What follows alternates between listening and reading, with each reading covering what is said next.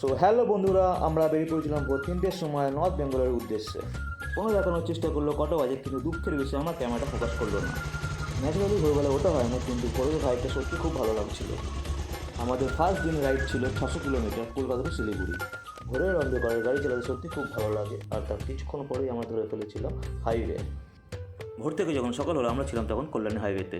কল্যাণী হাইওয়েতে যাওয়ার সময় আমাদের একটু চা খাওয়ার ইচ্ছা হয়েছিল, তো আমরা টুকুস করে একটু চা খেয়ে নিয়েছিলাম। আর চা খাওয়ার পরই মনে হয়েছিল যেন আমাদের এনার্জিটা তুঙ্গে রয়েছে। ফুল এনার্জি নিয়ে আবার রাইড করা শুরু করলাম, আর পথে দেখলাম বিয়ে করার জন্য স্নান করাতে নিয়ে যাচ্ছে, তা আবার সিঙ্গারকে নিয়ে।